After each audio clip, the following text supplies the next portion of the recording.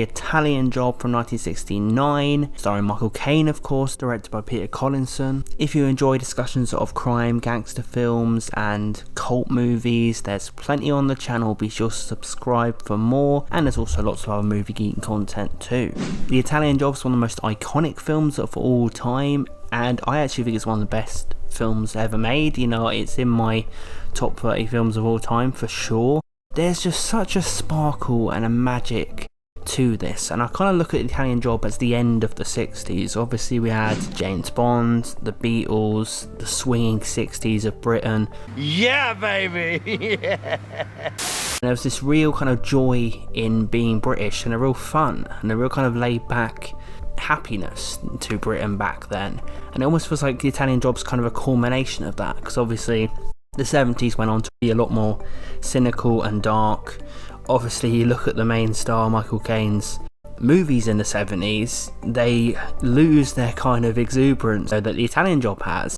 The Italian Job is a joyous film, but obviously Michael Caine went on to do Get Carter and many other films like that, which I think is one of the greatest films ever made too, but obviously the joy is completely gone. The quality is obviously still there in abundance, but the joy is completely gone. You compare this to Get Carter, they're like different worlds.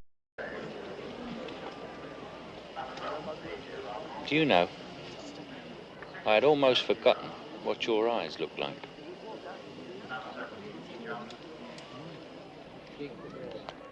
They're still the same. Piss holes in the snow. And that's one of the things I love about the Italian Job. It really does feel like the end of the 60s. It really does feel like a celebration.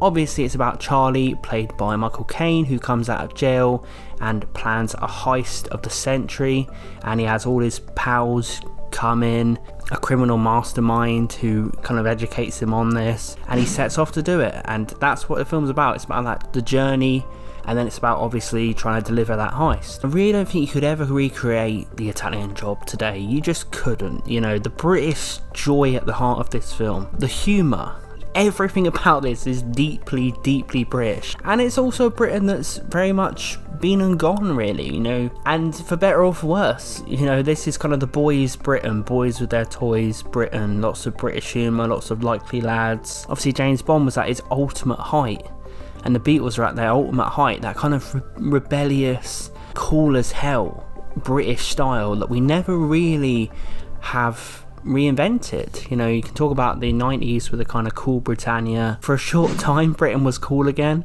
but it never reached these levels. This is such a cool place. Obviously Michael Caine revels in it. His delivery and his tone and his cadence is just unforgettable, and I genuinely think Michael Caine needs to be talked about in the greatest movie stars of all time. You know, I feel like he gets a little bit forgotten when we talk about people like De Niro and Pacino.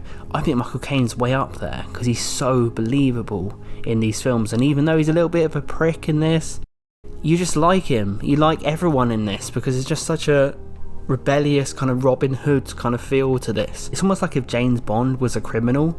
That's Michael Caine in this movie. Every restaurant, cafe, ice cream parlour, gambling den and nightclub in London, Liverpool and Glasgow will be smashed.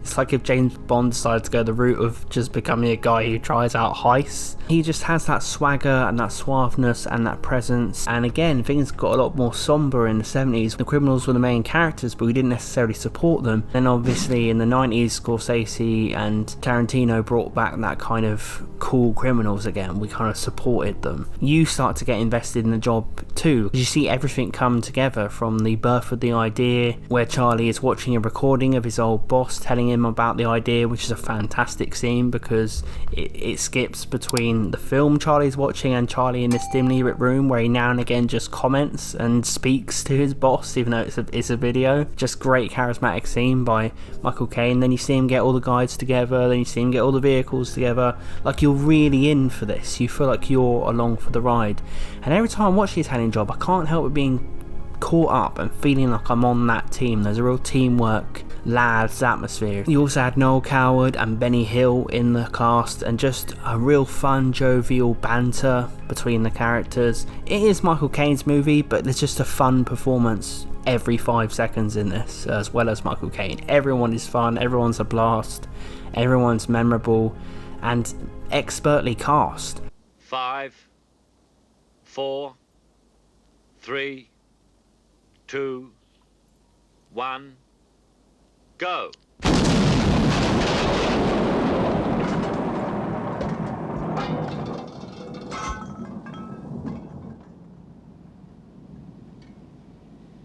You're only supposed to blow the bloody doors off. But it really is, it's not necessarily character driven, the Italian Job. It is about the idea of the heist. It's all about that. So you get long sequences where you're just watching the cars and the job being undertaken, because that is what the film's about. It's not even necessarily about the characters, but the characters are really great also. Peter Collinson has such a great vision for this film. It's such a big time vision. His direction's so cool, his direction's so smooth, and there's constantly a scene around the corner which means something, which you remember. A scene after scene stands out. That scene on top of the mountain where Charlie meets the guys he's ripping off is very effective and extremely memorable. And this really meant something back here, because people were in love with the Aston Martin, and obviously we see the Aston Martin get pushed off a cliff by a crane. You're like, no, like, and it's just so wonderfully done, that scene, and it's just like boys with their toys intimidating each other. And then Michael Caine warns him in this close-up where he just looks like this proper classic movie star. It's just a fantastically shot scene by Peter Collinson, and just a fun,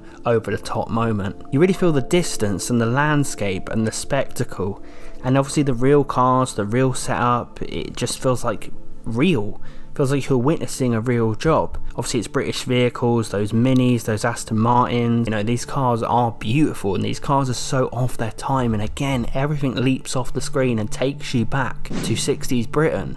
It almost seems like a time where Britain was untouchable. Like, you might have to bend the rules a bit, but you're not a jerk, you know, these characters are not jerk criminals. And that was what gave it that kind of sparkle, that fun. Like, these guys were just trying their luck. To pull something off of this scale when you're trying your luck, you can't help but respect these characters and get on their side, of course. I really love watching that whole job unfold. Sometimes it's literally just the car engines you hear, and the film breathes. If you brought this out today, there'd be constant music. You wouldn't be able to see this whole job unfold. You just wouldn't. You'd see bits of it, you'd have music all over the place, you'd have excitement interjected. This doesn't need excitement interjected, it just shows you that caper, because the idea of the caper is good enough, and you get so invested in it, you just want to watch it unfold. And you just wouldn't get away with that today. You wouldn't get away with just putting something out where you watch something happen. And I feel like this is another art of film that's been lost. The kind of caper film where you witness the caper genuinely happen in front of you,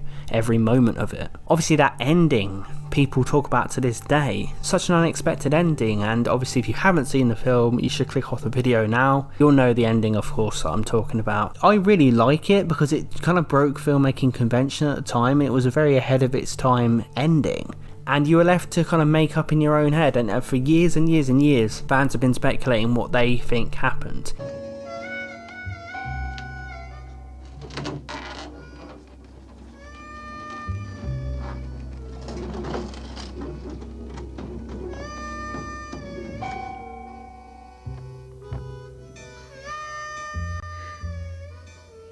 Hang on a minute, lads. I've got a great idea.